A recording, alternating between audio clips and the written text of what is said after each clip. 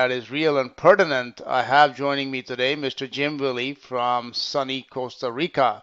Jim is the editor of the Hat Trick Letter, which is found on his website, goldenjackass.com. And since Jim is a frequent guest on this program, it's no need to do a long-winded introduction. So hello and welcome, Jim. Oh, hi, Paul. It's good to be back. I keep saying there are a lot of things happening, and this is the quickening. This is the climax approaching, beginning, going into middle levels. It's happening now. We saw the fake Fed hike a while back in right before Christmas, and everything is falling apart in the new year. Just tremendous declines all over the place. And, debt downgrades. The Italian stock market is down 24%. Oh, it's that much? I didn't know that.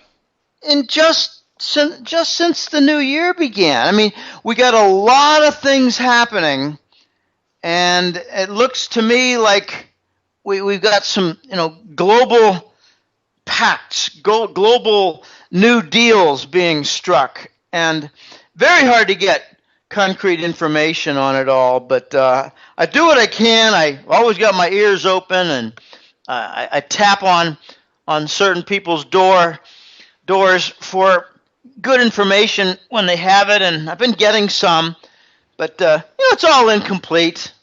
I do what I can, and I hope that's enough. But we got a number of topics here. We're probably not going to get into a lot of depth on each one, but I like to just drop some good points on each of several hot spots. So what do you say we get going?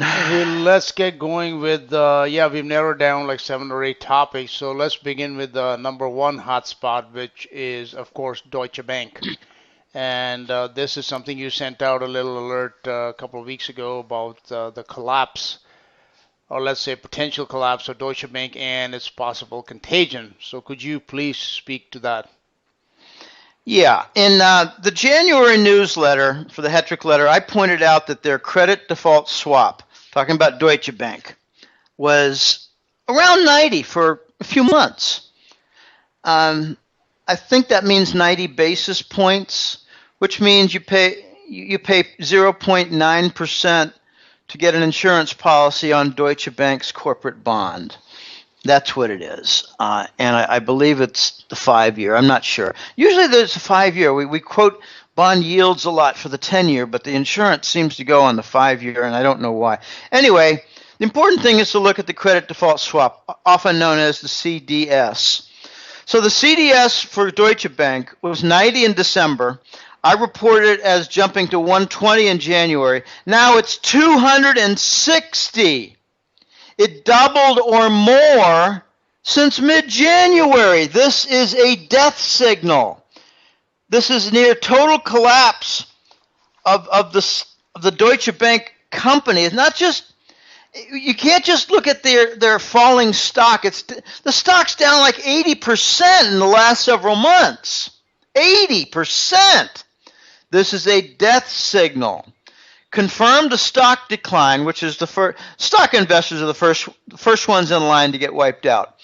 Down the line, I mean, there's a big progression. Then you go to preferred stock, and then you go to the bonds, and then the senior bond, and then it gets very confusing to me at times. But I just saw superimposed 2 stock charts.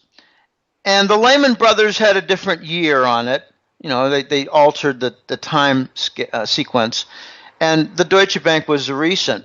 And they're almost exactly the same in their path down. A little bit different from a year ago.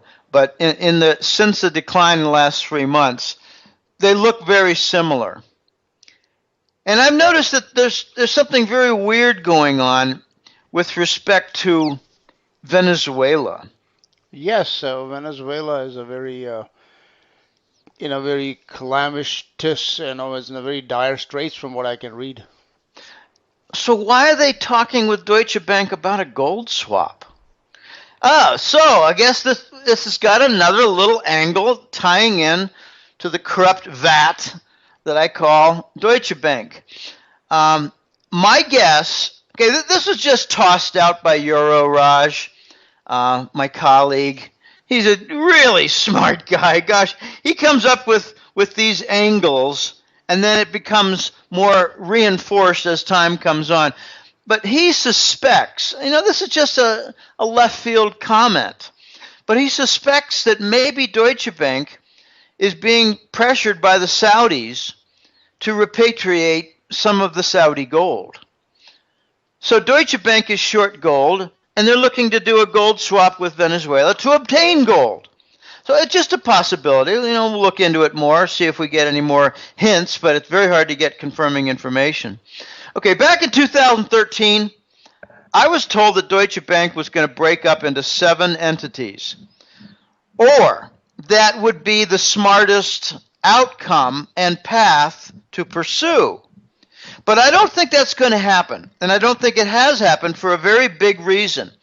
There's too much scum, corruption, and interwoven obligations regarding their derivatives. And for people who don't know much about the history of Deutsche Bank, there was a bank back in the 1990s. It was called Bankers Trust. And Bankers Trust had a nickname when it was a Wall Street phenomenon entity. Bankers Trust was known as the Fed's Bank.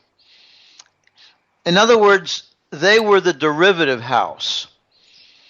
That's where all the heavy leverage derivatives and insurance contracts and linkage contracts, like, say, from oil to the dollar, other linkage contracts, like, say, to the euro and to the dollar. In 1998, Bankers Trust was acquired by Deutsche Bank, and I heard that it was really against their will. They didn't want it. But the United States and the Wall Street scum corps, the corrupt boys, they wanted a derivative shop in Europe, outside the regulatory purview of Wall Street. So Deutsche Bank decided, well, we'll do it. And they became the Western Europe derivative shop, tied closely with London and New York. And it's all breaking now. So the derivative shop is breaking, and it really signals a lot of chaos in the markets. I believe Deutsche Bank is going to be the major bank sector fuse. I think this is where it's not going to be one fuse. I've got some theories that Portugal and Italy are going to be other fuses. We'll talk about them later. But Deutsche Bank could become the banker cabal fuse. So, whereas you had compared it to Lehman Brothers. So would it be on a similar scale, or do you expect it to be something more, on a 5 times bigger? Oh, wow. So 5 to 10 times bigger. Lehman Brothers was basically, in my book, a mortgage finance disaster zone. Right. Deutsche Bank is a banking global sector disaster zone. Okay, that makes sense. Deutsche Bank is going to be tied in. Deutsche Bank will be tied in, Dash, with say, emerging market debt, with Portuguese sovereign debt, with criminal Russian dealings with London. A lot of different things. The J.P. Morgan London Whale had a Deutsche Bank connection. Deutsche Bank is systemic. Lehman Brothers was mortgage finance. So you're saying that the Deutsche Bank tentacles are far more reaching than Lehman Brothers were, so it makes sense that their contagion would spread a lot further. Yeah, just look at it as Deutsche Bank's tentacles extend to every part of the banking sector. So is that one of the Well, let's move to our next topic then. We leave it there and keep an eye on what's going to go on. And even the mainstream now is talking. Even Reuters today, I saw an article about Deutsche Bank and all what it, it wasn't a very complimentary article. Let's put it that way. So it's out in the mainstream now. We'll definitely keep an eye on Yeah, that and see. they're always good. The mainstream is always good to catch the story when it's about 4 to 8 months old. Exactly, exactly. That's why the hat trick letter is a worthwhile thing to purchase, because I've been talking about Deutsche Bank for several months. Oh, yes, yes. Even in my program, you have discussed this many times Yes. in the past. So you've been, yes, way ahead of the curve, let's say, on the mainstream as you usually are. And that's why I love talking to you. Stock market free fall and the bond market black hole. Shall we go down that hole? Yeah, it's a bit of a synergist. What do you call it? There's synergy. There's synergy between the U.S. stock market and the U.S. Treasury bond market. Um, Notice that when you see a bond rally and the yields go down, like below 1.9% in the last few weeks, the stock market was the reason why, or a reason why. Money went out of stocks, went into bonds. Right. And I got a bunch of questions, and one of them was put so well from a client yesterday. Maybe it was just a follower. I don't. When I get a message, I don't always check to see if he's a client in my base. I tend to just answer and move on because there are too many of them. But I think this fellow put it very well. He said, "Is the bond rally a fraud?" And I said, "No, it's a black hole. It's not a fraud for people to invest in a bond market that pays a shrinking yield. It's just a bad idea. It signals that there aren't very many safe places left in the world. The U.S. Treasury bond market is attracting money from across the world." I like to give the example of Brazil. A year ago, their currency had declined. Okay, it declined a lot more since, but a year ago it had declined. And there were a lot of investors in Brazil who realized, we're losing money here, so maybe it'd be a good idea to climb into the dollar, and we can buy a treasury bond here and benefit from the rally there, because as the yields decline, the value of the bond goes up. And when all this is happening, the Brazilian real is falling. So there's your feedback loop. And I've noticed that an amazing phenomenon among economists in the West, primarily the United States and London that I listen to, and there are plenty of English-speaking economists in Western Europe too, even in Hong Kong for that matter, and Australia. But the point is, they don't ever talk about feedback loops. So the Brazilians realized their currency went down, and their reaction was to hunker down into treasury bonds, which only made it worse. It's the feedback loop. Okay, so you've got a lot of emerging market money that's in trouble now. Their economies are bad. Their income is way down from commodities, down 40%. Their debt is ballooned up in their burdens because of the currency decline. They're hunkering down in treasury bonds. And mutual funds in the United States are realizing that their stocks are at risk, so they're moving into treasury bonds. And Europeans are realizing their euro currency was down in the last year by, 10% or more, so they hunker down in treasury bonds. Now, since when are we in a normal cycle? I remember back in the 70s, 80s, and 90s, more like 80s and 90s, every time there was a big treasury bond rally, it signaled that, we're going to make cheaper the cost of capital. We're going to encourage capital expenditures, namely business investments. And we're going to get this thing kick-started from the low rates.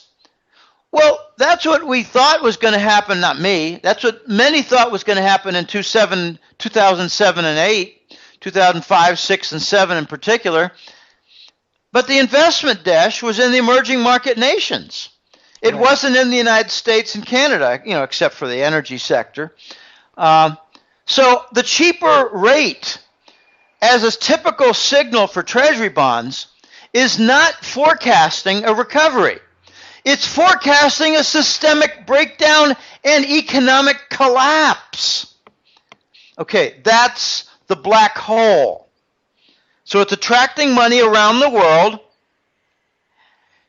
and it's also attracting money into the Fed's balance sheet.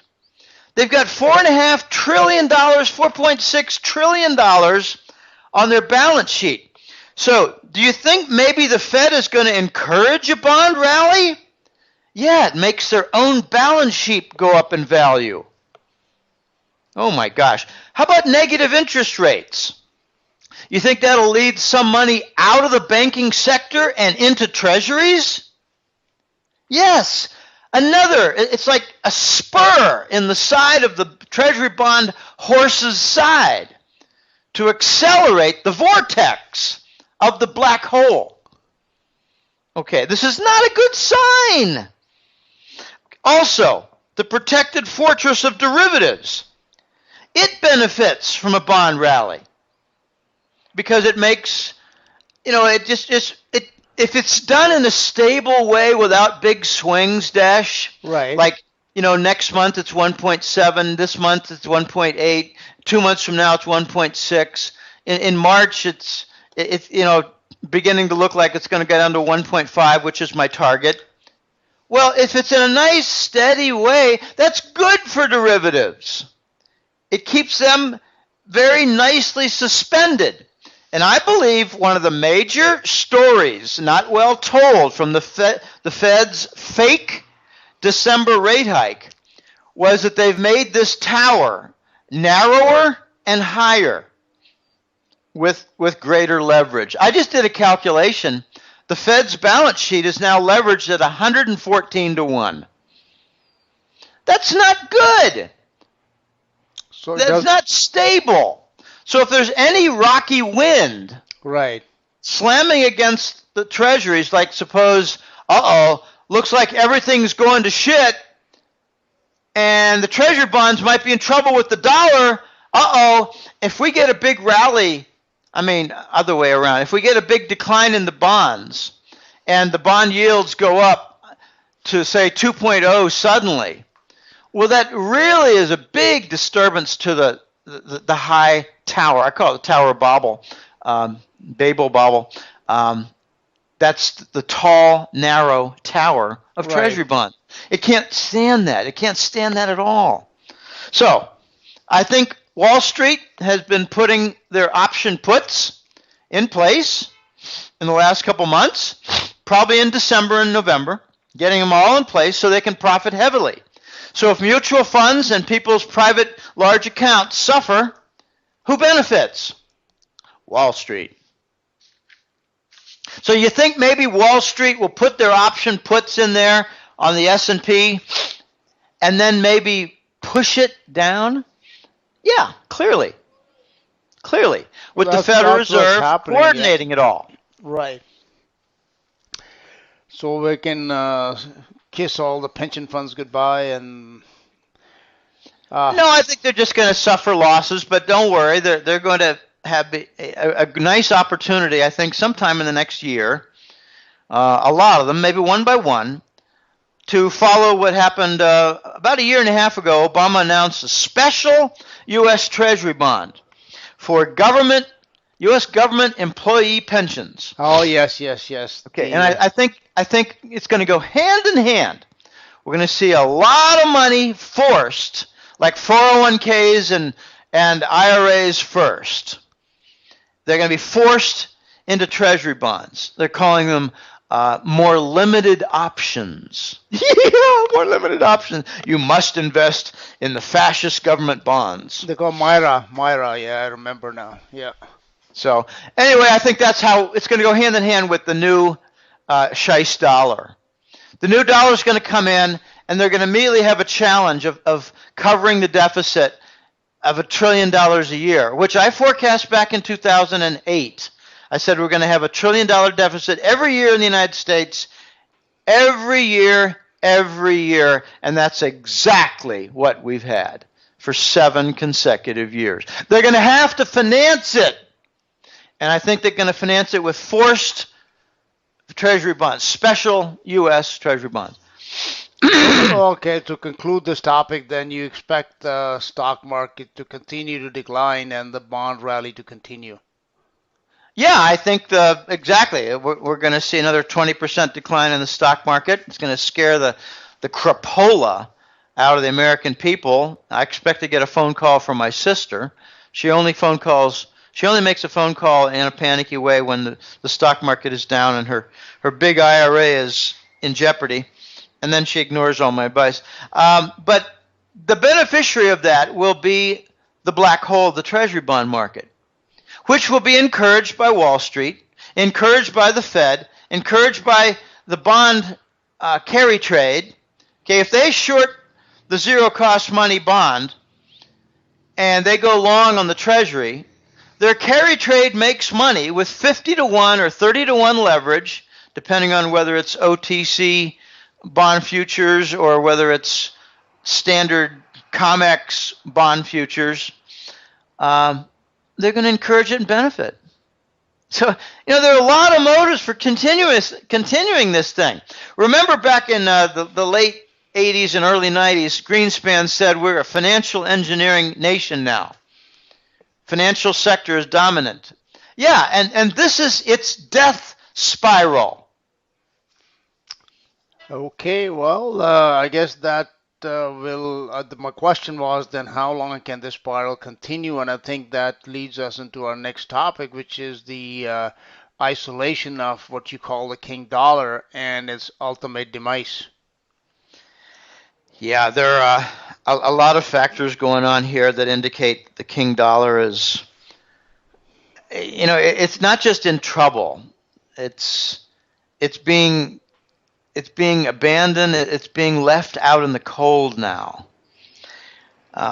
We've got Bill Holter has done a great job. It's not just metaphors. It's really ample description of what he calls the dollar margin call. All right, let's keep this micro for a minute here, quickly. Let's suppose there's a lot of shorted shares of IBM. And then suddenly there's a lot of demand for whatever reason for the IBM stock. And there's not enough out there to cover properly. And you get a squeeze. Right. So there's just a rush in there. And for people who know a lot about stock pricing, it's set at the margin. Okay, where's the demand? Where's the supply? At the margin. So it could pop up 20%, even though the fundamentals don't warrant a 20% rise. That's what's happening on a macro level with the dollar. Because when debts come due, say let's just say there's a small bond in Bangladesh or Brazil, and they need to cover it. Well, they have to do so with a lot of new fresh dollars. So there's some dollar swap demand in there. And it's all kind of artificial. But at the margin, there's tremendous amount of demand for the dollar to cover these debts. And at the same time, you've got the big petrodollar machinery, which is enormous contracts. Just think of a $100 billion contract, and there are lots and lots of them spaced over time. $100 billion contract coming due, and a big French bank needs the dollars to liquidate it. So again, there's dollar demand. It's not from economic, and the U.S. government is coming out and saying that the dollar exchange rate rise is due to the fact that the United States has the strongest economy. Could not be further from the truth. It's from all the financial engineering coming unraveled. Bill Holter calls it a dollar margin call. And at the same time, he points out the irony that we've had 5 years of QE or 4 years of QE with unsterilized bond purchasing. Pure hyperinflation covering the U.S. government debt and covering Wall Street bonds in perhaps the biggest backroom Wall Street bailout. That's what QE is. And what does it produce but a dollar shortage? Okay, Why is that? Because QE destroys capital, wrecks economies, raises the cost structure, puts business segments out, kills them. So where does the money go from all that capital? Well, it goes into the treasury bonds, into safekeeping. That's part of the black hole. But Bill Holter has described this as a dollar global margin call amidst a dollar shortage, creating a massive short squeeze. We're seeing credit dry up around the world. And the central banks are managing the process by making sure there's sufficient cash here and there to cover the debts. And what's coming next, and it's already beginning to show itself, is between $5 and $8 trillion of emerging market debt that's going bad. There's not a hope in hell that they're going to be able to pay it off. There's not a hope in hell that they're going to be able to even continue the debt service. So this is very messy. And at the same time, this isolation of the king dollar, it's taking on new forms. We see the Russians just this week announcing that they'll accept RMB currency for oil sales to China. So China and Russia are the main leaders for the movement to get oil trade out of the dollar in the payments. That's exactly what the petrodollar was. So we're seeing the end stages of the petrodollar. And I think a big thing coming up, real big, is going to be when the Saudis slap Washington across the face and say, we will accept Chinese RMB currency for our oil sales to China as well. Because Russia is trying to coordinate the policy with the Gulf Emirate nations right now. Now, Jim, you just mentioned that these emerging markets, there's no chance that they'll be able to pay these debts. What we have seen in the past is whenever debts come due, the banksters, they are not very forgiving. Case in point being Greece. So they're not just going to walk away from it. How do you think that's going to be managed? The debt for what? I missed the emerging market debt. When you said that there's no chance that they will be able to pay it, then what? It means the European and London banks and New York banks are going to have to write down the debt. They're going to have to write them as losses. In the past, they've been very reluctant to do that. Like I said, with Greece, Argentina, wherever it is, they put all their all kinds of pressure that that it doesn't get written off. So you expect that they're just gonna silently let it happen? No, it's not going to be silent. It's going to be like someone breaking down the door. It's a combination of two things now that result in breaking down the door. The emerging market debt is going to default, and the oil sector debt is going to default. So that means it's too much. Right. It's too much. Yeah, okay. They've been patching it over with what they call bridge loans for debt service. In other words, a company like Baker Hughes might have a payment due on February 22. And they've got to come up with $1.6 billion on a debt payment, or they default on a bond, or they default on a commercial loan. So a bank steps in and says, "Well, we'll lend you the $1.6 billion because we already have $5.5 billion with you." It's called a bridge loan. Right. It covers the debt service. Well, that's going to stop. It's already stopping. The combination of the oil sector and emerging market debt is going to knock down the door. And we're going to see, I don't know, I've got a list of banks. We're going to get to that in a future point here. So let's leave that point alone. But okay, good enough. There are pressures, and it's not going to be avoidable anymore. That's good. There's too many. That was my question. So what you're spelling out is like the whole house of cards is ready to tumble. And we will get to that soon. Let's move on to our next Okay, petrodollar. You said yes. Saudi Arabia is going to start accepting renminbi as Russia already has. So we've discussed that in the past that the petrodollar is going to be extinct, and it already is to a great degree, and it is hastening, like quickening, like you put it. Well, Uh, it's like there's 6 or 7 steps, Dash, right. for the dismantling of the petrodollar de facto standard that replaced the gold standard. And the gold standard fell in 71. The petro standard came into picture in the 73. And I think that out of the 7 steps, we've probably finished about 5 or 6. Okay, so yeah, so it's in the very late stages then. Yes. Okay, good. Iran is connected to all this as well, and Iran is suddenly, being welcomed with open arms by just about everybody. So Iran has been invited to. You think, or you are conjecturing, I think, that Iran has been invited to become, or will be invited to become, the third leg in the Eurasian trade zone, which is a Eurasian Economic Union that is being formed. I guess something like the EU. Yeah, well, I don't know that it's conjecture. It's happening right now. You don't read much about in the U.S. press, but there are 3 things that are happening that indicate that Iran is going to be a more viable member in the global economic community. Put it that way. The first is that the nuclear deal is done. Okay, and it's been signed off.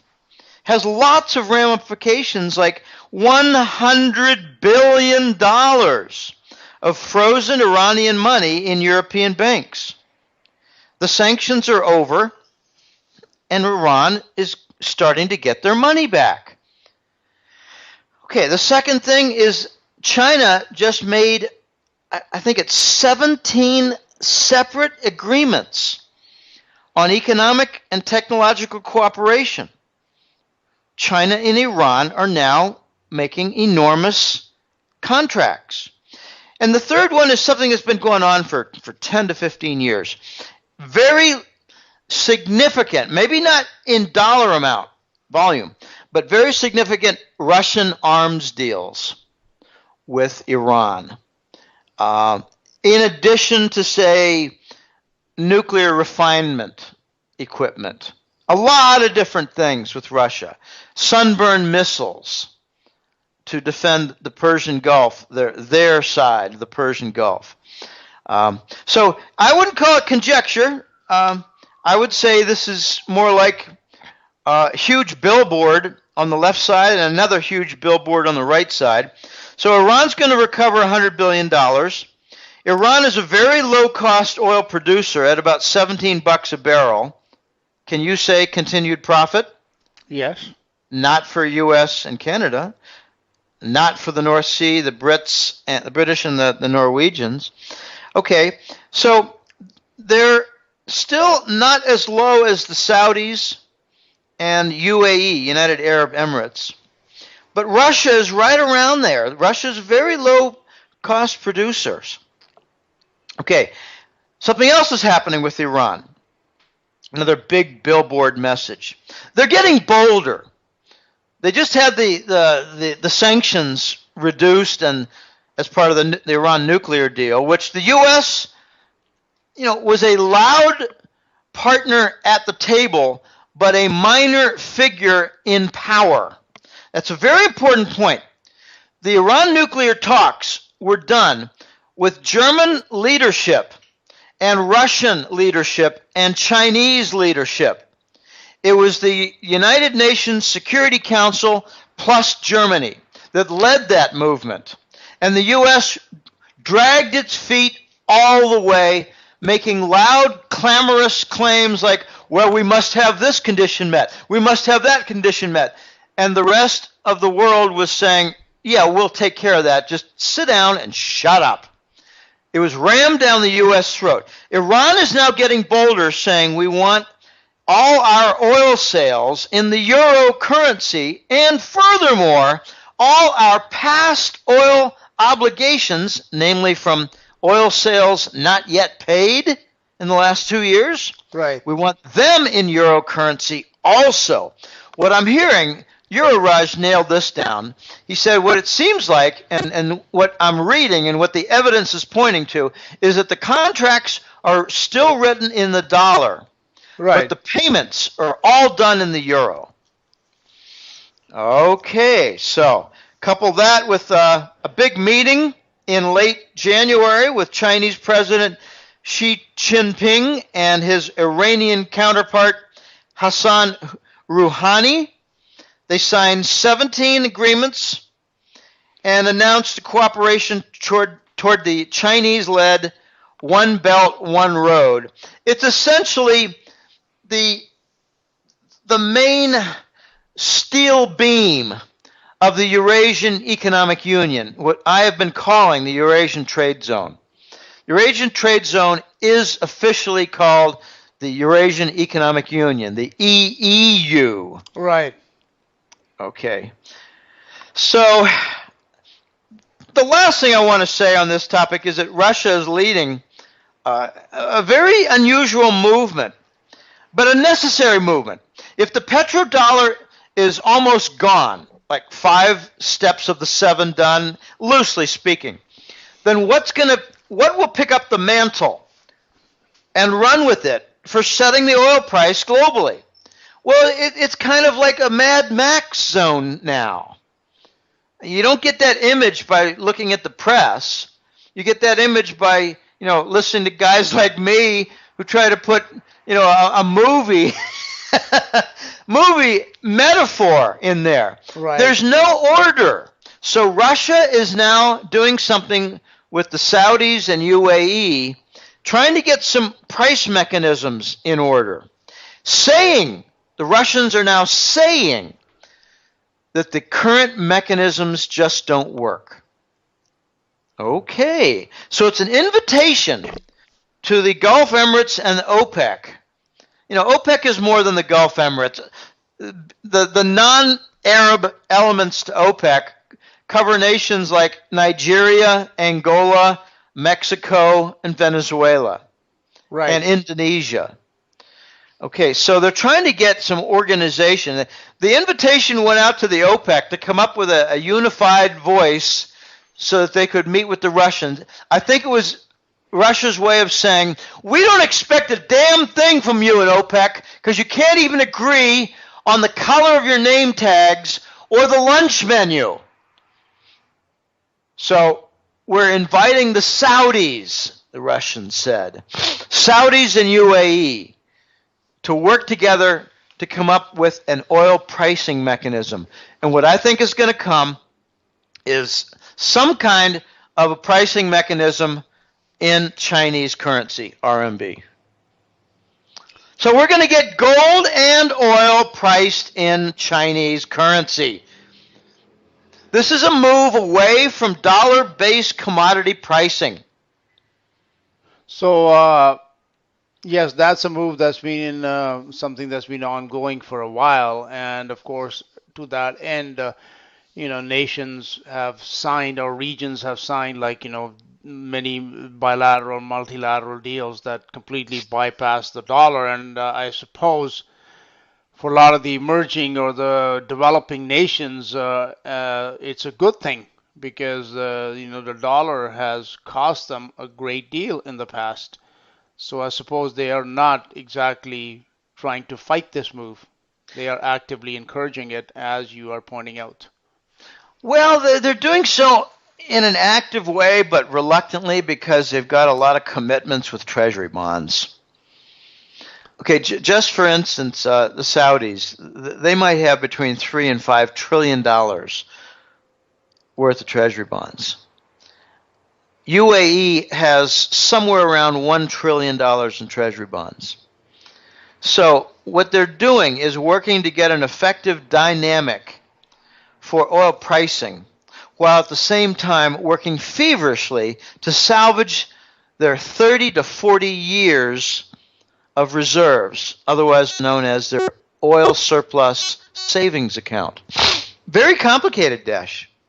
Yes, I bet it is. And yeah, it's not as simple a process as, we have perhaps, or at least I thought maybe it would be simpler than that, but now, as you point out, the intricacies involved, it is a complex process, but at the same time, 5 or 6 steps have already been taken, so it is being done no matter how complex it is.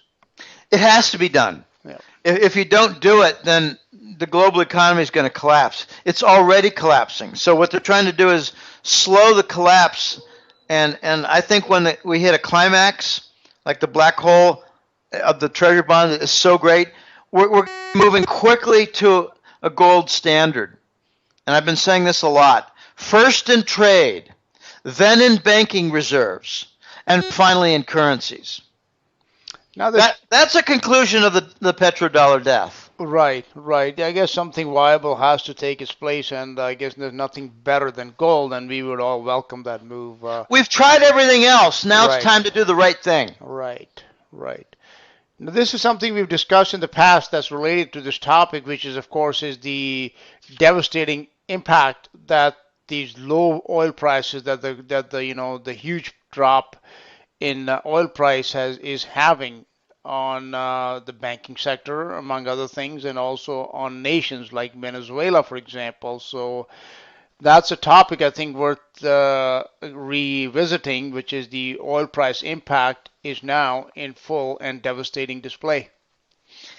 Yeah, I just marked down 4 countries that are having tremendous distress and strain from the lack of oil income. I left out Norway. Norway's got some big problems now. They're the biggest of the North Sea producers, but boy, is that ever winding down. Oh, my goodness. They're some of the best engineers in Norway for setting up platforms and doing extraction. And they're having a lot of trouble now. But they've got a huge savings account of something like $800 billion. They call it their pension fund. But there's some other nations that are in deep distress. Venezuela is on the verge of a bond default. And the oil price being lower has resulted in less revenues. They've got a late February bond payment that's over $1 billion. And that is the basis of their move toward a gold swap with Deutsche Bank. So it could be that Deutsche Bank gets its butt saved on a Saudi demand for repatriated gold, while at the same time Venezuela buys time by forfeiting some of their gold. They've got way too much Chavez and now Maduro, who's just nothing but a Chavez crony. They ran down their reserves account with all kinds of sweetheart loans to their cronies that'll never be paid back, offshore investments that'll never pay off, and now they're out of cash and are facing bond default. And if they get through the February, the Venezuelan bunch that are crony socialist idiots and crooks, they've wasted their national Venezuelan state oil firm. They've wasted it. They've not invested in it. If they get past February, they've got September and October giant payments also. They're going to default sometime this year. Okay, then there's Nigeria. Nigeria and Azerbaijan, that's a Western Asian country, the Caspian region, they've just applied for a World Bank loan because their oil revenue's way down. Right. And then you've got the Saudis. The Saudis are trying to float bonds, and it's not working. So they're selling treasuries, and I think what they've done is they worked out a deal with the U.S. government. We've been loyal to you for 30 or 40 years. Now we need your help. So what they're doing is they're getting some exchange stabilization fund largesse and getting some redemption on their $3 to $5 trillion in treasury bonds. Well, the Saudis are doing other stupid things like waging war in Yemen, supplying and waging war with ISIS in Syria. So the entire Gulf region is seeing a real pinch from the oil price. They're plugging deficits by selling reserves. And what's the major item in their reserves in the Gulf Emirates? It's treasury bonds. Right. That it's the basis of the petrodollar. it's Kissinger called it the oil surplus recycle. Okay, petro surplus recycle, and the agreement was they will do it in the treasury bonds. So oil purchases would be done by nations of the world in dollars, and the surpluses by the Gulf Emirate nations would be kept in dollars, and therefore no sales outside the dollar, and the dollar became the de facto standard. That is what the petrodollar is. But you got other areas like, oh gosh, hardly a week passes without some message from a client in Alberta, in Western Canada. Yes. They're having property value declines. I got a fellow cancel from the Hattrick letter 2 weeks ago, and he said, I'm sorry to say, but my business is pretty much wrecked. I'm in Calgary, and there are offices now that are empty all over the city, and now there's property decline. Okay, you've got projects that are shutting down in Alberta. It's the oil sands area, and it's a lot more than that. Extending this theme, Standard & Poor issued 10 energy company debt downgrades in the last couple weeks. This is big news. Why would they issue a debt downgrade? Because they know the banks can't continue with the bridge loans. Because the banks are going to have to let go their big energy clients and allow the debts to go bad. They can't. To me, it means an admission the oil price is not coming back. So the oil hedges are expiring. I mentioned this in November and December. I think in every interview I did over the Christmas holidays, and there were, I think, 4, every interview I mentioned that in January, February, March, the oil hedges would come off, which means that the big energy companies would not have the buffer of the oil hedges that would make them virtually able to sell at $90 or $85, for instance. Those are expiring, and now they must sell at $30 or $25 or whatever the current price is. It bounces around a lot. So it means no support for the energy firms, no support for the drillers. The drillers are also in dire straits. They're failing. So the effect on the big banks is coming. The big banks in the U.S., Canadian banks. I just heard that from a Canadian client that I think it's CIBC. Mm-hmm. They're going to be announcing some very large energy sector losses. That wouldn't be surprising at all. No, but what it's going to do is it's going to threaten the whole bank toward failure. They're that big. The failure, the bond losses are that big. Something else happened, Desh. Last point on this. Very interesting phenomenon took place about 2 weeks ago.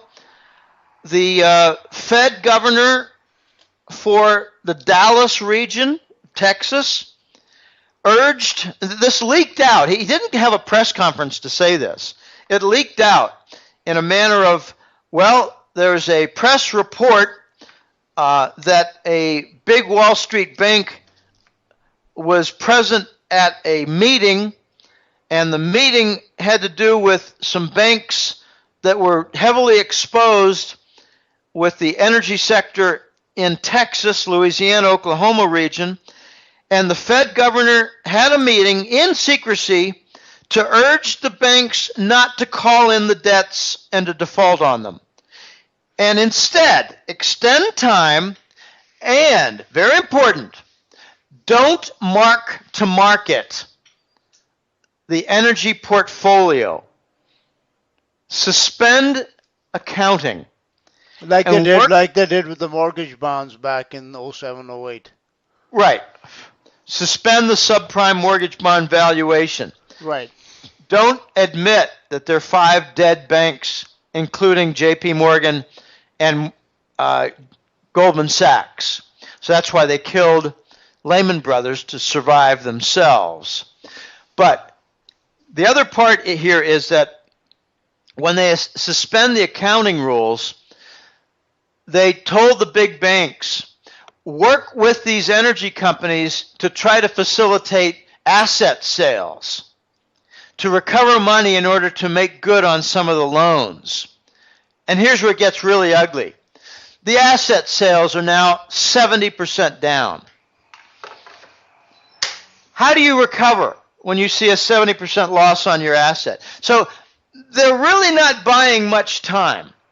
But the big important point is that the Federal Reserve, in their Dallas office, if you will, urged the banks to suspend proper accounting. It's a death sentence. It's a signal. These banks are dead. So we're getting all kinds of forces from different sides against the big banks. You know, I mentioned the emerging market debt, okay? Right. But we've also got standard economic distress apart from the energy sector. So this is the great unraveling. It's everywhere you look.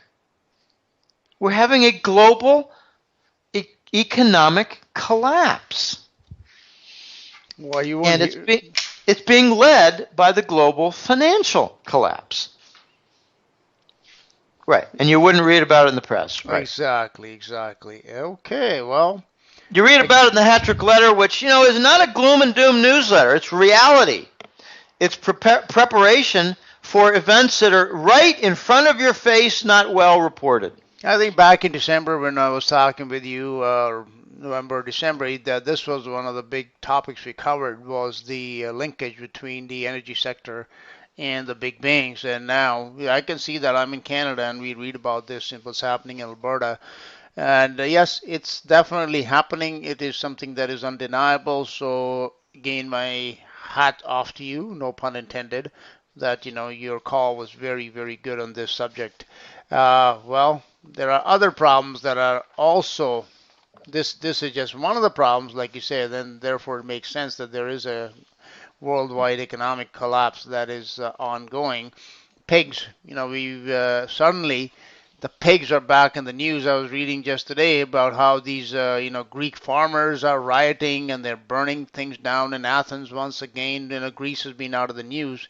But in addition to Greece, you also have information on Portugal and Italy. Like you mentioned, Italy's stock market is down 25%. So, how are the pigs related to all that is going on out there? For the last 2 years, the Euro Central Bank has been the buyer of last resort for the sovereign debt from the pigs nations, referring to Portugal, Italy, even Ireland, Greece, and Spain. Something has happened since January. I firmly believe an agreement was made by numerous nations coordinating with the Chinese that enough's enough. We're going to have to let this thing go. We're going to have to move on to the real solution. And to me, the real solution has two parts. The big banks are liquidated, and we move to the gold standard.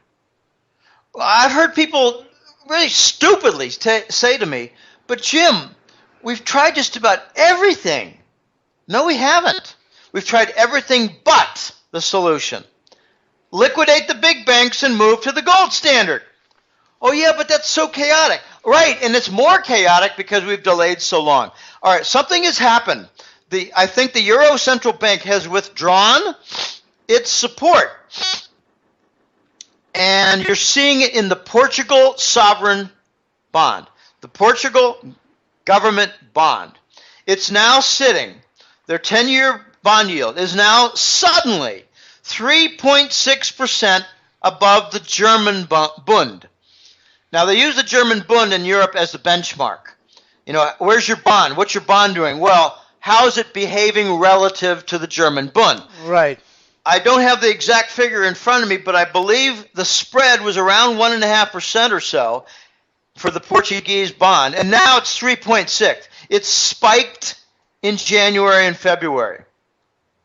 Well, what does that mean? It means that they're in deep, deep trouble. It means that they might not be able to continue the charade. It means that we might see a giant bailout of Portugal or a default. Okay? So it's a likely fuse. Let's just say Portugal defaults. What happens? Well, 3 or 4 big banks in Western Europe, probably Spanish banks and French banks, fail. Okay? So that's the impact of what's going on with the Portuguese government debt, their government bond. And I don't think the Euro Central Bank is going to come in there and say, we'll fix this, because they have before and nothing got fixed. The key point is that when the Fed or Bank of England or Euro Central Bank fixes something, they don't fix anything. They buy a little time and guarantee that it'll have to be fixed in a bigger way down the road. So I think the Euro Central Bank and the IMF might say, we can't fix this. Okay, the second signal. Italy's stock market is down 24% since the beginning of the year. Are we still okay on the signal? Just checking. Yes, you're fine. Okay, I heard a little noise there. I thought maybe okay, so the Italian stock market is down 24% since the beginning of the year. It's not done in a vacuum. At the same time, and I reported on this in the January Hat Trick letter a month ago, that there are a few Italian banks with severe problems with their bonds. And there's a bank run at a few banks because they've had some problems with their bonds, and they set up some new bonds in the last several months, and they let it be known that they're the first ones to take losses in the event of big problems and any kind of a bail-in of private accounts. So there's a flood out, big outflux, these Italian bank corporate bonds.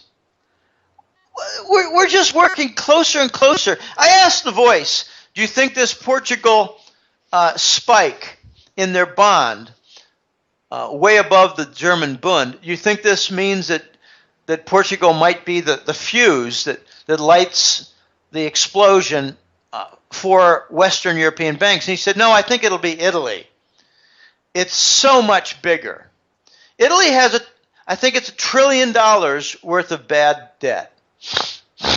And what did Greece have? 250? Right. So Italy is 5 times bigger than Greece. And now their banks are already showing distress, with some of them defaulting and others on the verge of default, getting patch loans, as I refer to them, patch and bridge loans. So Italy is going to bust. When you combine stock market decline with bond market distress, all you need is lack of liquidity, and you've got the bankruptcy and the bank failures. In order to have the illiquidity, the liquidity problem as the last ingredient for a bank failure, all you need is the Euro Central Bank and the IMF saying, we can't handle this. So here are my candidates for the big bank failures coming. Deutsche Bank, Societe Generale in France, and Barclays of England. If Barclays goes, all hell will break loose, because they're the biggest bank involved with LIBOR. That's the right. London interbank overnight rate setting. The interest rate market will just go to hell if Barclays bites the dust. But if you're not just concerned with the big banks, the biggest of the banks, you might look to the other banks that could maybe cause problems for these three. And that could be Santander out of Spain, and Banca Intesa out of Italy. They're on the ropes too. So It could be a little Italian bank causing a bigger Italian bank causing some from France, Germany, and England going down. There's so many possibilities and scenarios for this bust. When we have banks like Deutsche, Societe Generale, etc., I mean, this is not going to happen in isolation. This would pretty much affect all of the European banking sector, and then of course it will reach across into the this side of the Atlantic as well. So I mean, this definitely is on the surface, it would seem that it would be definitely way, way, way bigger than Lehman Brothers. So again, this is one more of those triggers. So there seems like there are so many triggers that can set this thing off. That so many fuses that can be lit to get this economic collapse really off to another level altogether this year. That I agree. And it'll be here's a phenomenon that makes this contagion. You're referring to contagion. If it right. happens to one or two banks, it's going to happen to many. Yes. And they stemmed the contagion in 2008. Yes, they did. They're not going to be able to this time, and here's why. The big banks lashed themselves together. They said, look, we're going to have to spread these derivative risks and all the support mechanisms. We're going to have to spread it around to all the major banks. So when any one goes down, they're all going to go down. I think this is the year we have the extreme forces. I'm not saying it's going to happen, but extreme forces for the major banks together to go down. And I think it's going to force them into the gold standard, Dash. This is how it comes. The big banks are going to say, we're all in deep, deep trouble. Let's all make a deal to quietly buy a lot of gold. And maybe the Chinese will help them a little bit. And after the Western banks buy into a lot of gold, they're going to double the gold price and recapitalize the banks. Well, that It's would a be one way to method. do it. Pardon me? I said that would be one way to do it. Yeah, to I get. think it's already been agreed upon. I think it's one of the reset planks. And I think that's how we're going to get to 2,500 gold. It's going to be part of an agreement with China. China's going to say, look, we want to double the gold price. We want to just end this crap. Let's shut down COMEX, shut down LBMA, shut down the gold trade and paper. We want to get to $2,500, $3,000 gold. We want to do it quickly.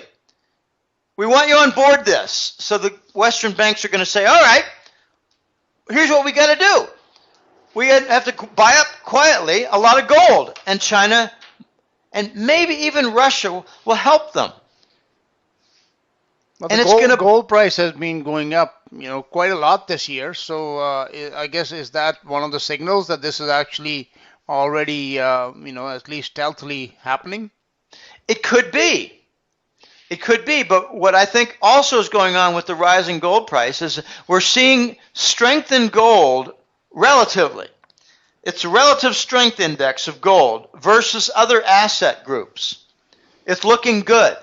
The stock market went down, gold went up. That didn't happen before. Yes, it hasn't for the past few years. Yes. Right. And we're seeing a bond rally. It could be black hole, but apart from that, apart from the whole black hole concept, the bond rally is happening while gold is lifting off its base. So gold has made a multiple point base, and maybe its time is here. I don't really focus on gold price. I focus on gold dynamics. And that's what makes me different from a lot of people. People say, Jim, have you seen what's happened with the gold price? I say, no, wake me up when it's over 1,300. I don't care about a $50 up move in a couple of days. I don't care. What I care about is the Western banks are going to make a deal with Chinese cooperation to load up on their gold reserves for their banking system in order to set the stage for doubling the gold price. And then the clowns out there are going to say, wow, look what's happening to the gold price. I wonder what's going on. That's what's going on. I look at the gold dynamics that will force movement in the gold price. So, Now I've enough heard on that this is something, I'm no idea how true this might be, that in order to do like a full recapitalization, gold would have to be somewhere in the $8,000 announced range. Is that something that also is in the realm of possibility? Well, sure. Let's just suppose that the banks load up with gold. China takes it to 2,500 to 3,000. And then the banks realize, okay, this is working. But the mines are not going to be able to respond quickly to produce more supply. Yes. Furthermore, only a small portion of the smart money in gold is going to sell. Like, I've got a couple friends who said, Jim, if we ever get to 2,500, I'm going to sell 10% of my gold. And others have said, I'm going to sell 20% of my gold. Okay, so a portion will be released. Right. It's not going to be sufficient to bring about an equilibrium. You need an equilibrium between supply and demand in order to get a stable price. The fundamental economics in the gold market are nowhere. You're not going to get any kind of an equilibrium for profitable operation of gold mines. You need the price to be 3,000 or 2,500 for a full year or more, because the gold mines, they just spent $1 billion on a particular site in the Northwest Territories of Canada to seal it. They're going to have to spend a lot of money to unseal it. Right, right. Okay, so let's just focus on the $3,000 price. Okay. It's not going to be adequate. So we're going to get up to maybe 5,000 or 7,000 just to bring about a little bit of equilibrium in the gold price. And then we move to the climax. I've been saying this all along for the last several months. Gold Standard's going to return in trade with the gold trade notes. Why? Because the emerging market nations and the Eastern nations are in control pretty much of industrial production, and they're the ones who send the full ships to Western Europe and North America to be unloaded with finished product. They're going to demand gold trade notes. Okay, then comes the banking sector. I mentioned that. Then comes the currencies. That's the climax I'm referring to. The gold currencies are going to be all over the place. They're going to be Chinese RMB. They're going to be Russian ruble. They're going to be a Nordic euro, which has got a different name of, say, the gold Deutschmark. There might be an Australian gold currency. There might be a Mexican silver currency. There might be maybe a Gulf dinar or something. There might be some kind of a Gulf, well, let's just call it an Arab gold dinar, because Libya has been pushing for this. And that's they're not in the Gulf Emirate, but the Gulf Emirates are going to become pretty much a wrecking zone soon. I think we're going to see the fall of most Arab oil monarchies. Okay, so you've got all these different areas that are going to produce gold currencies or silver currencies. It's going to produce a tremendous amount of demand, generate a tremendous amount of demand. And I think that's how we get to 10,000. You know, this is all, to some it's all silly talk. But I remember people telling me, well, Jim, you're claiming that the U.S. banking sector is going to go insolvent. This was 2005. Right. That's a lot of silly talk, Jim. Yeah. U.S. banking sector insolvent? That's ridiculous. Yeah. Well, it's reality now. So I deal in future reality with my forecasts. And what's coming is a 3 or 4 step process to get us past $10,000 gold. The climax will be gold currencies and central banks across the world loading up to fortify a competing currency with a gold backing. And the U.S. is going to come up with a fake, artificial, fraudulent gold backing. I call it the Scheisse dollar. And they have already mentioned, the U.S. government has already said, we're making preparations for the future for a gold currency backed by deep storage gold. The Right. same fraud they've been handing us for years and years. So, All right. Well, that's that's perhaps the silver lining or the gold lining to everything that's going on is if this return to the gold standard when it comes around, and some of these things, your forecast, they may turn out to be, the timing is impossible to predict. We seem to be closer to it than ever before, but it could be going on. This whole mess could go on for another, year, 2 years, 4 years. Who knows? So we'll just. I don't think it can go on for 2 or 3 years. No. I think we're having too many breakdown elements. All right. The whole system. Just imagine you've got a giant stage, and you've got 4 rows of 5 pylons, 20 pylons holding up the stage. I think half the pylons are gone. Okay. The stage is we already. We can't extend it much anymore. When they had the Fed rate hike in mid-December, that was a very desperate action. Is that going to be reversed now, or is it that they're going to still keep on with the pretense? I think they're going to say we're delaying the next rate hikes.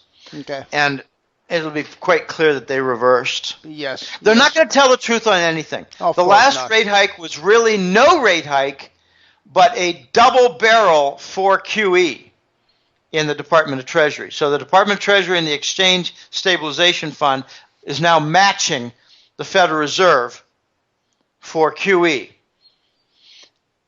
And I think what they're going to do is they're going to stop the rate hikes and quietly, secretly reverse the one they already did. They can't have the rate hikes because it destroys the derivative complex, it destroys the Wall Street bond carry trade, destroys a lot of things. So they gave us a mushmouth, deceptive rate hike. It's just not. You've got an inversion. Here's one of the easiest things to look at.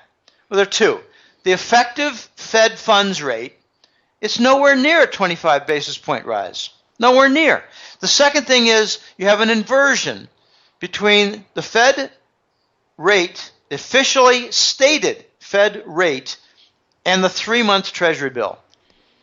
The 3-month Treasury bill should be higher, and it's not, because they did not raise rates. Let's close on that, Desh. All right. Well, since this is the Money War report, just before you go, 2 quick things you might just say a sentence or two about Turkey and Saudi Arabia and, the war angle to this whole thing. Because I hear Saudi Arabia is not going to do an armed or a ground invasion of Syria. So, things seem to be heating up in that region even more than they already are. Well, let me just make some major quick points here. I think a NATO splinter is in progress because Europe is not going to enter a war with Russia. Turkey and Russia are now facing off. And NATO will not say to Turkey, we'll back you up. So I think we're going to see the fall of the Turkish government and their effective removal from NATO. And bear in mind, always, when it comes to Turkey, that they have major depot lines for narcotics out of the U.S.-led Afghanistan factories. Then comes the Saudis. They've got $3 to $5 trillion in treasury bonds, which is a really good reason to have them killed. That's a very heavy point. This is what fascists do.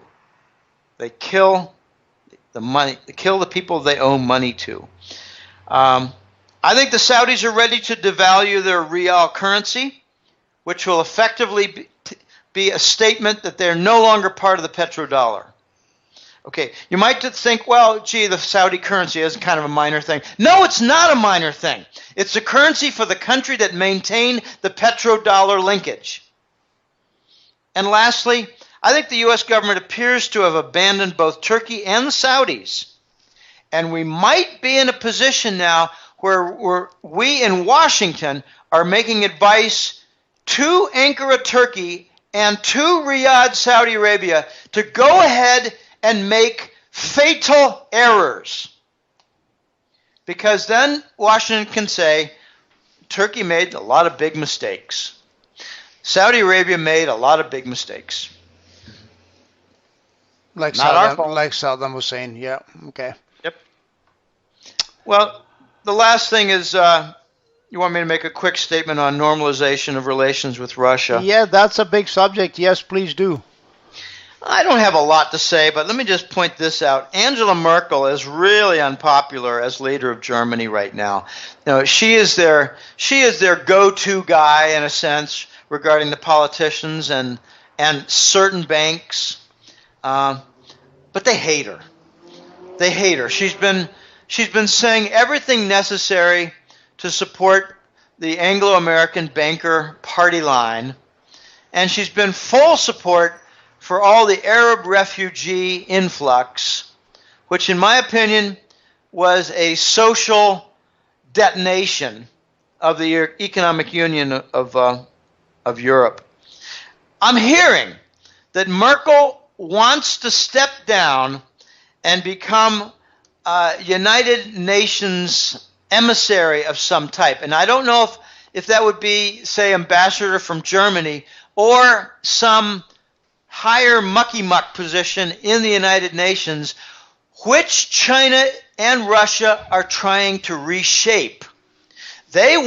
Russia and China want the United Nations to change its charter to become a prosecutor for global crime. Woo! You mean like multi-trillion-dollar bond fraud? You mean like laced viruses into vaccines? Do you mean like war crimes in Yemen? Do you mean like war crimes in Syria and Ukraine? United Nations prosecutor on global crime? Wow, that would be a massive reface of the United Nations, so big that China is building a new United Nations in China. New facility in China, yes. So either the New York office can get on board, or it can do what it's done the last 20 years, become part of the Anglo-American Banking Crime Center. Okay, there's more to say. France is trying to normalize its relations with Russia. The German industry is trying to normalize its relations with Russia. There have been two big deals I pointed to. One is a high-speed railroad deal done between Germany and Russia. Well, if the Russian sanctions are in place, why would the deal be done? Because the German industry is ignoring the sanctions. We're getting to some very serious levels here. The other deal I pointed to is the Nord Stream, N-O-R-D.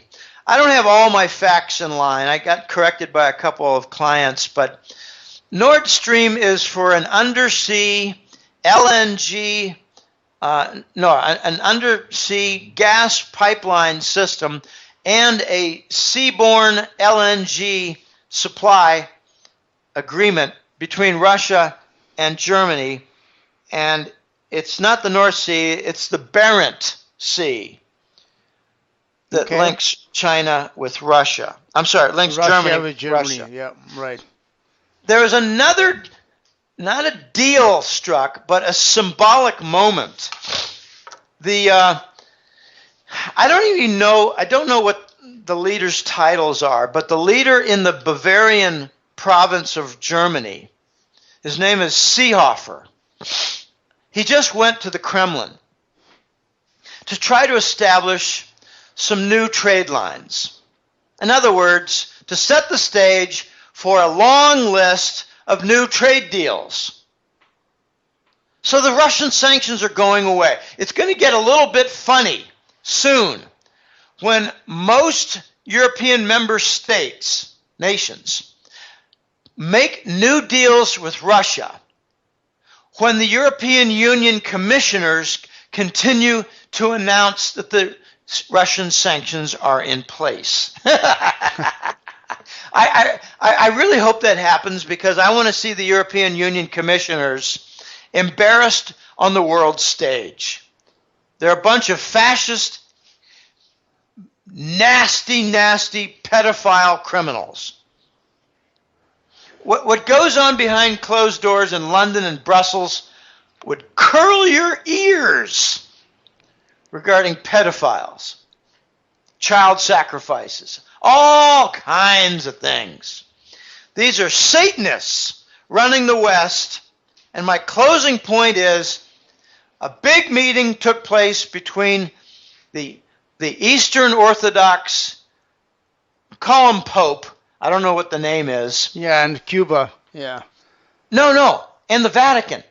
Oh, it did. Okay. And a big deal was made. A big agreement was made. I don't know the exact details because we unwashed mere mortals are not told except through drips and drabs. But I'm hearing that some kind of a deal was made to eliminate the Satanist banker and politician influence in the West, to bring an end to big banker bond fraud, to bring an end to destruction of the Earth's environment and integrity, and to install the gold standard. Now, isn't it interesting that the Eastern Orthodox Pope, I apologize for not knowing his proper name, title, but it was Kirill. It is called the Patriarch. Patriarch, right, Patriarch. So the Eastern Orthodox Patriarch cut a deal with the Vatican Pope. So could it be that the Pope is a ringleader for a lot of governments, security agencies, and banks? Central banks included? Yes, could it of be? Course. Yes. And I'm hearing that China now has almost total control of the Vatican gold. I don't mean ownership, I mean control. Which means if the Vatican is going to disburse any, the first in line would be China. So some very big things are happening, Desh, and I'm encouraged by a lot. What I'm upset about is that the big Western elite families, like, say, Rockefeller and Rothschild, they're lower level people, and the Bush family, their lower level people are falling in line, making agreements with what I call the new sheriff in town, and that sheriff is wearing an Eastern hat. They're cutting deals. Right. They're making progress. But the holdouts are at the top of the Bush family, at the top of the Rothschild family, which controls central banks, and at the top of the Rockefeller family, which controls U.S. banks and energy firms. But the Rockefellers sold 80% of their energy assets in the last several months. So big things are coming for change. I'm discouraged that the top of the Bush, Rothschild, and Rockefeller families are not cooperating. So we still see the chemtrails. Right. They're not aluminum particulates. They're that and a whole lot more. Benzene and a lot of toxins. I heard lithium is in there too. They're designed to bring about more cancer, more Parkinson's and Alzheimer's, more infertility, and they're telling us it's because of the global warming. We're trying to cool down, some of the sun's harmful rays. What a bunch of crap. By the way, Jim, when you're talking about the Eastern Orthodox, we're gonna finish this off in a minute. Like I mixed that up with the Russian Orthodox head, who just met with the Pope in Cuba. Okay, this was just last weekend. This couple of days ago, so that was an interesting story which I didn't really follow up, but it caught my eye. Is why is the Russian Orthodox head meeting the Pope in Cuba? But anyways, so I don't know what to make of that, but that kind of ties in with you. I think there are a lot of things behind that, Desh. I mean, I don't have all the information, but one thing that Fidel Castro has been criticized harshly about is it's a Catholic country. Right. and it doesn't behave in any kind of an honorable way. Mm. So in the last several months, we've seen, amazingly, a rather heavy influx of Cubans into Central America. They're leaving. So Cuba is basically saying, we'll liberalize our border control. But this is all visible. What's not so visible is that Russia and China, and I don't know what role the patriarch would have in talking to Cuba and their leaders about this, but Russia and China are involved now in some multi-billion-dollar development deals in Cuba. One of them that I like to point to, it's my favorite, is the one in the port of Mariel. Remember in the 90s there was the Mariel boat people where a couple hundred violent criminals were dumped on the Florida shores. Okay, Mariel is a port. And the Russians have promised to build a huge air terminal commercial set of warehouses. They want trade with Cuba. But that's not the biggest element in the Cuban deals. It's the multi-billion-dollar projects for offshore oil and gas. Now, Cuba, many people might not know this, but Cuba it is 1,000 miles long. Yeah, it's a big island, yes. Okay, it's not a very big island in terms of square miles, square kilometers, but it's got 1,000-mile coastline on each side. Yes. So on the Atlantic side, there are some already big discoveries of oil and gas deposits. And the Russians and Chinese are going to develop it. Do you think that's going to mean some big jobs for the Cuban people? Of course. Yeah. Do you think it's going to mean a lot of influx of money into the Cuban economy? Yes. Yeah. Do you think it's going to result in a naval base for Russia? Yeah. Do you think the United States government likes that? No. Okay, so we got some big things coming to Cuba. I think this is going to be the Cuban Renaissance. And they're going to shed their communist crap. It's going to take time. Don't go sending me emails saying, oh, Jim, what a naive thing to say. It might take 15 years. I think Cuba, Havana could be just a beautiful city. It's like I was there once visiting, and it's very run down now, but man, it could be magnificent. Yeah, just shove in like $2 or $3 billion a year in development. Before you know it, you might have some shiny new buildings and renovation of a lot of building. I have a friend who went there and he said, Jim, I couldn't believe how many incomplete renovation projects there were. Their architecture is beautiful. I wouldn't build any modern ones. I would just, revitalize it. Right, but here's my point. My friend said, I went through Havana for 3 or 4 days. I saw about 15 different buildings undergoing renovation, but nothing happening.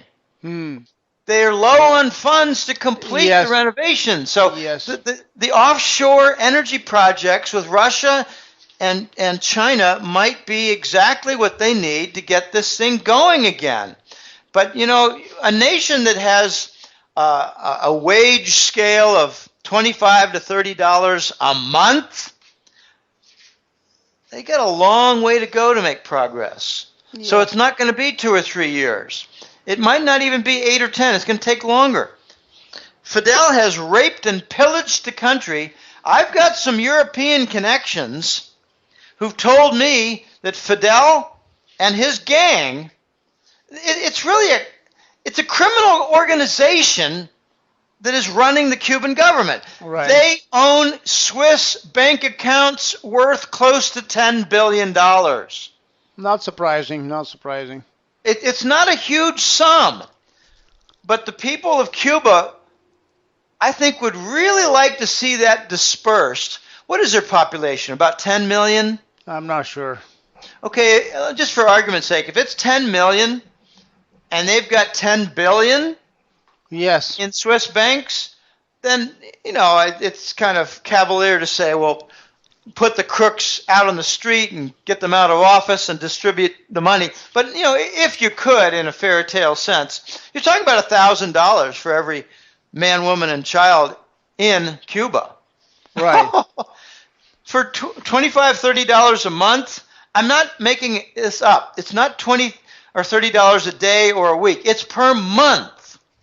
Oh yeah, it's very poor. I've seen that myself. I've been to Cuba a couple of times, and yeah, it's a very poverty-stricken place. It's almost like Haiti in a sense. I was just going to say, the only country that compares is Haiti. Hmm. I got a couple friends who say, I went there, Jim, and it's kind of funny. You order on a menu in a Havana restaurant, and it says you get a few chicken strips and vegetables. Right. But the vegetable might be potato. They give you what they have. Oh yeah, right. The shortages are acute. Yes, they are. It's bad. It's really bad. So here's another angle to close on regarding the Russian-Cuban deal. Suppose the loan that Russia made, a development loan they made to Cuba, suppose Cuba defaults on it right away. What's the consequence? The Mariel port converts to a Russian naval base. So we could have another Cuban Missile port crisis, you could say? Nah. Just more development of Cuba and more isolation of the United States. Okay, well, we're going to see Chinese naval bases in Nicaragua and Venezuela soon. They're unstoppable. Well, we've talked about U.S. isolation in the past, so there's no point in going back there. But again, this confirms what you're saying here in regards to Cuba and Latin America. It confirms that those topics which we covered in the past, that it is again something that is happening. The king dollar is being dethroned. All those things are happening, but they're happening faster than ever before. So the quickening, as you put it, is certainly taking place. And therefore, on that note, Jim, what I would like you to do is please give out your website, your contact information, and tell listeners about your hat trick letter, which is, again, it's like almost encyclopedic in the amount of information it contains and is highly recommended. Okay, the website is www.goldenjackass.com. No hyphens or anything unusual in there. I've got a free web page. I just cleaned it up a little bit, and it's got a bunch of links since last July of new articles, public articles, and new interviews like this. So the links are there. I tend not to repeat an interview with someone if there was no link provided for clients and followers. So, that's my little element to service out there. But the public web page has a lot of material there. And some people have told me, Jim, I download your interview, and it's really great because I walk the beach or I walk in the park or I listen to it on my long commute to work. That's nice to hear. Okay, so it's a way of occupying your time, learning. So if you're new to this, bring yourself up to speed a little bit by looking at some of the past articles and listening to some of the interviews. But sign up for the newsletter. There are 2 parts to the newsletter each month. There's some months I just have one, but there's so much happening. It's pretty hard now not to have 2 reports, because one report is the money war report. That's basically the defense of the dollar, the defense of the dollar system. The second report is the gold and currency report, which is basically about all the different elements of gold and silver and currency, central banks, getting their policy and all the inflation and all the emerging markets. And I focus on Russia and China primarily in the gold and currency report because they're leading the charge against the dollar. They're trying to do the de-dollarization. So the two reports are out there every month. It's part of the Hat Trick Letter, a subscription service. And this April will be 12 years, Dash. Well, congratulations. So it's been a long ride, and I admit to getting a little bit exhausted, but fortunately I can get my jets recharged, chase a skirt or two, take a bike ride, grab some sun, and you people up there in Canada and northern parts of the United States, you can eat your heart out because we got low 70s, pure sun, and just a mild breeze to make sure you don't sweat much. We are only around zero. I mean, that's like, what, 75, 80 degree difference in temperature? That's not much, Jim. No, it's not. And, I invite you to come on down and support the Costa Rican economy. I would love to. I would love to. I would love to become the economics minister of Costa Rica. That's good. Never going to happen. Yeah, I just met a fellow who's a PhD economist from a university here in Costa Rica, and we're going to have some conversations and maybe a lunch.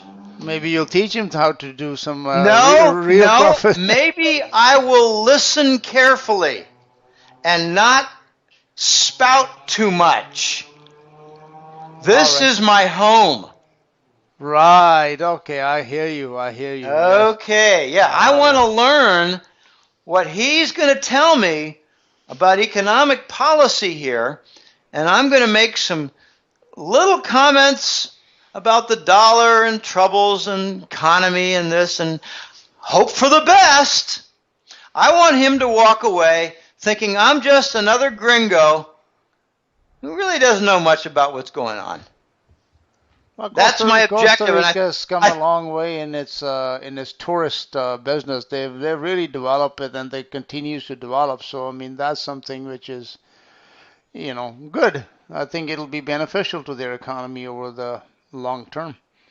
Well, this has always been a big tourist economy. They call it eco tours because they do tours of the jungle, tours of the beach. They do a lot of things here. I just read a newspaper article that showed in the last 10 years, manufacturing went from 23 to 15%. That's not a good sign. No. It's not. So we've got more on the eco tours. Right.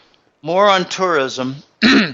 And, they have some events recently where Intel decided to leave. That's the largest employer of all Costa Rican industry. But they're trying to rework a deal. Has to do